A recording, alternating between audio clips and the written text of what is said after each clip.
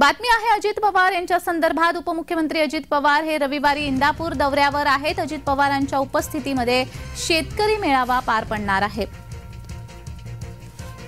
उपमुख्यमंत्री अजित पवार हे इंदापूरच्या दौऱ्यावर आहेत। विविध कार्यक्रमांचं आयोजन करण्यात आलेलं आहे, तर शेतकरी मेळाव्याला देखील अजित पवार हे उपस्थिती दर्शवणार आहेत।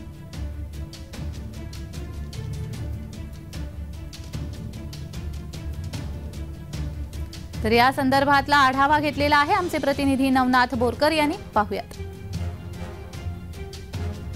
उपमुख्यमंत्री अजित पवार हे आज इंदापूर दौऱ्यावर आहेत आणि या ठिकाणी कार्यकर्ता आणि शेतकरी मेळावा आयोजित करण्यात आलेला आहे। या ठिकाणी भव्य स्टेज उभारण्यात आलेला आहे आणि खरं तर अजित पवार हे महायुतीच्या सरकारमध्ये सामील झाल्यानंतर पहिल्यांदाच इंदापूर दौऱ्यावर येत आहेत आणि महत्त्वाचं म्हणजे लोकसभेच्या पार्श्वभूमीवर हा शेतकरी आणि कार्यकर्ता मेळावा महत्त्वाचा मानला जात आहे। या ठिकाणी भव्य असा मंडप उभारण्यात आलेला आहे। खुर्च्या देखील मोठ्या प्रमाणामध्ये या ठिकाणी ठेवण्यात आलेला आहे।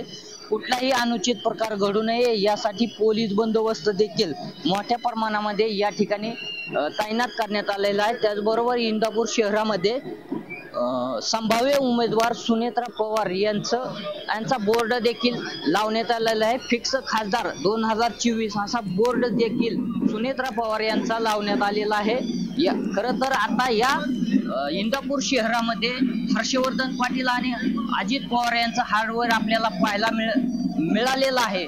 यामुळे आता या शेतकरी मेळाव्यामध्ये अजित पवार नेमकं काय बोलणार याकडे सर्वांचं लक्ष लागून राहिलं आहे। नवनाथ बोरकर, जय महाराष्ट्र न्यूज, इंदापूर।